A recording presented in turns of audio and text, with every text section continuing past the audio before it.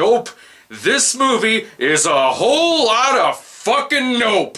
We're having fun in Balloonland, down in cow jumping over the moonland.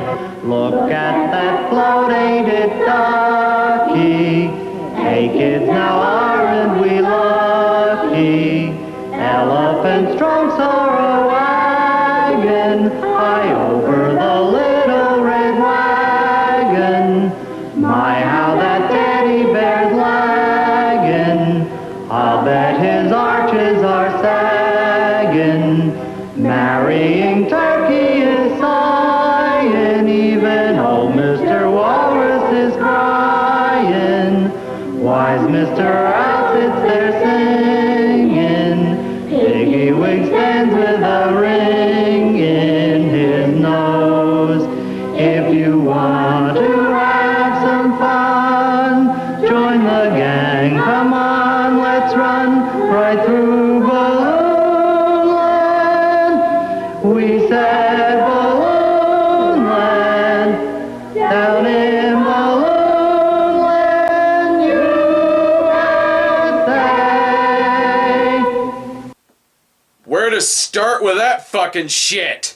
First off, it's a little weird that the lyrics are frozen on screen well before they start singing, and I don't know what the hell "ain't it ducky" means, but I'm positive it has nothing to do with being lucky. This whole song is sung like some drunk guy keeping himself entertained while he stumbles down the street and passes out in a dumpster. The only thing that doesn't surprise me here is that someone is probably going to marry a turkey. And while I agree that the children need to run very fast, I don't think it should be through Balloonland. Fun in Balloonland is supposed to be a kids movie that makes use of leftover parade balloons, but it's more like something a pedophile films in his basement after he lures in children with candy. Ugh, I'd rather take my chances with a real jungle cat.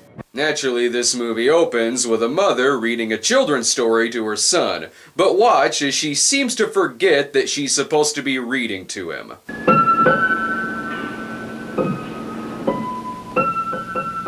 Once upon a time, in a kingdom far away.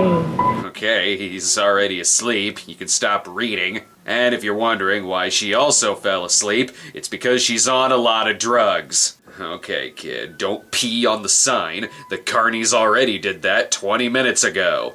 What do you know? He goes inside a balloon land and finds a lot of dead kids. Please tell me this shit doesn't talk. Who are you?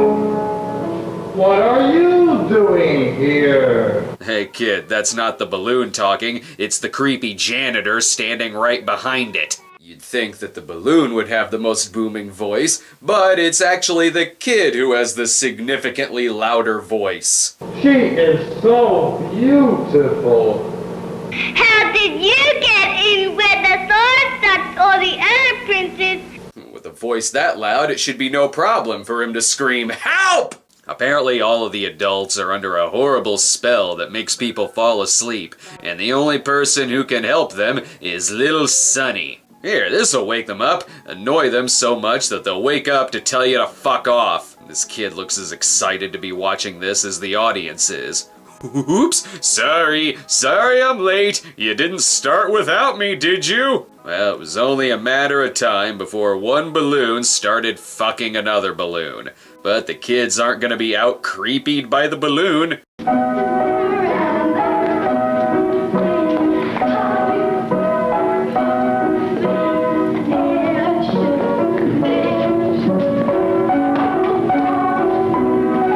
I feel like this is the kind of thing that happens right before Freddy Krueger shows up. And speaking of child molesters... No, you're at the bottom of the ocean, where I am the king. You are welcome. Hey kid, that's not a real king and you are not at the bottom of the ocean. What can I do for you so that you will have a good time here? You can call the fucking cops. Oh, well, everything's fine now. There's just a dead fish and an octopus. Hey, stop that! Let me smoke my pipe in peace. Untie my arms or I'll wrap them around you and squeeze you to death. In case you missed that, the octopus wants to smoke from his crack pipe in peace, or else he will murder the child by squeezing the life out of him. Even Tim Noah would say that this shit is fucking creepy. Look at this gullible-ass kid. I know that I often confuse the bottom of the ocean with a creeper's garage. Just because his name is Albert Fish doesn't mean that you're under the sea. And naturally, a game of grab-ass is about to break out. Can't catch me, can't catch me, can't catch me.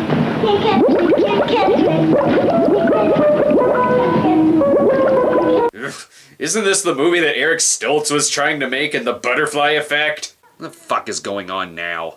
Don't you know that in a dream you can do anything? Milk, boy, milk that cow over there. It's not a real cow, you idiot. This makes visiting Uncle Jim's dairy farm look like the greatest summer you could ever have. If this is the other alternative, I'd rather sign up for Billy Slater's Junior Rodeo in a heartbeat. Even the kids would be less creepy. All work and no play makes Jack a dull boy, they say. Oh, well, there's your problem. This is being filmed at the Overlook Hotel. That's why the Sea King is gonna blow a guy in a dog costume in the next room. But because of the editing, we realize that these kids have the amazing power of teleportation.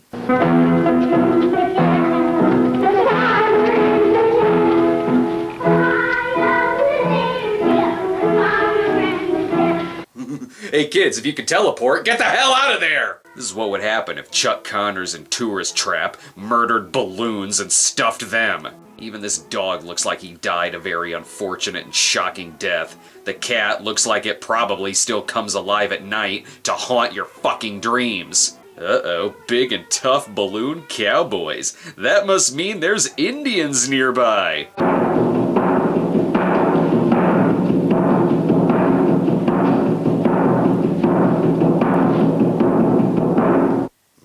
No! Don't ask her. She and her boy are wearing war paint. They don't like pale faces. We do. We'll show you where the stagecoach stops to take on passengers. I'm surprised at you, 1965. You're usually so sensitive about these kinds of things. Just think, the people wearing these costumes are super fucking high on helium under that shit. The people getting robbed in the stagecoach are so scared that they're frozen stiff. Thank God little Sonny is there to save them.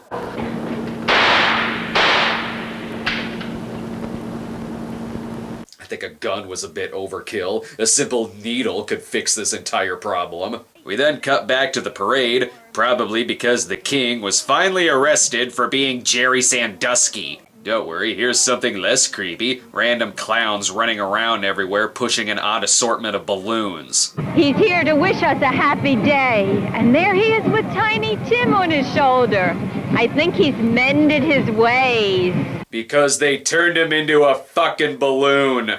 Why, don't you wish you had a stocking like that to hang up on Christmas? I want nothing that's in this movie. Gotta love the organization in this parade. It's a big street, just walk any fucking where you want. And there really is no rhyme or reason to what balloons you have, is there? Hickory dickory dock. The mouse ran up the clock. The clock struck 1 and down he came. Hickory dickory dock. Spoken with the enthusiasm of someone watching a clock in a parade. Oh, what's this now? Kneel, Sir Galahad, for King Arthur is about to make you one of the knights of the Round Table. Okay, make up your mind. Is this a Thanksgiving parade, a Christmas parade, or a celebration of Camelot? This whole thing looks like they hired Abraham Zapruder to film the festivities. Didn't this movie used to be about people asleep in Balloon Land? I'm sure he could do 100 tricks. He's doing one now. Yes, he's kneeling on one leg. That's very difficult for a horse. Probably easy if it's a fucking balloon. Well, now the cameraman is just guerrilla filming kids in the crowd. That's not weird. And if you're not busy being terrified, here's some facts about elephants that they've thrown into the mix. You see, only lady elephants are allowed in the circus. The males are too wild and would run around, perhaps into the audience. So just the mamas and their babies are allowed to parade in the circus. They're so gay. That word used to mean something else. All the sex appeal of a 50-year-old English teacher role-playing. Uh-oh, what's the walrus's problem? He's silly because he's crying. And why is he crying? Because he ate all the oysters. He promised to take them for a walk by the sea, but he ate them instead. Oh, so he's a murderer. Nice to know John Holmes' dick also got its own balloon. Any wise advice from Mr. Frog? And do you know, he came to a house and said, "Speak roughly to your little boy and beat him when he sneezes." Honey, I have an excuse for beating the children. The talking balloon frog told me to. Ugh, what the fuck is this thing? Do you know that once on a windy day, Miss Hippo got up and blew away? She did, you know, over a house and over a tree. It's not a joke. I know it's not a joke. She obviously had a few of her teeth knocked out by that tree. I like this poor guy who's just trying to drive to work. And I have a feeling the narrator is getting too into this. You have lots of clowns to charm you. I'm glad I'm not walking with you. Oh, you are too long. Well, now we know what her sex toys look like, and that she's using one of them right now. Hopefully she can get back on track. Perhaps he's saying, let's sail away for a year and a day. That's a long time for a honeymoon. But first, we must get married. Yes, we'll have to find someone to marry us. Is she just making up her own plot lines now? Seriously, what the hell happened to Balloon Land? Did everyone just die? And here he comes now. The marrying turkey. Yes, he'll marry us. Oh, thank God. Now they won't be living in sin. Whatever gets their minds off Vietnam, I guess. Hey, look, a giant roofie. Makes sense. What a thrifty fellow this must be with a bagpipe. Have you ever heard the sound of a bagpipe? Well, you're not gonna hear one here, because it's not real. Say, kids, you afraid of clowns? Well, don't worry, we got a giant balloon clown waiting for you. Because it's fucking soul-eating season. Sorry, I'm missing other important facts about these balloons. Run around the street. Yes, charge at the crowd. I think you're so gay. Okay, now I really don't know what context she's using that word. Is the dog gay too? He's almost as wide as some city streets. He looks fierce, but he doesn't frighten me. That's because you have no soul. This is why all these kids grew up to do so much cocaine in the 80s. And is there anything that doesn't make this narrator horny? How straight, how strong, how tall.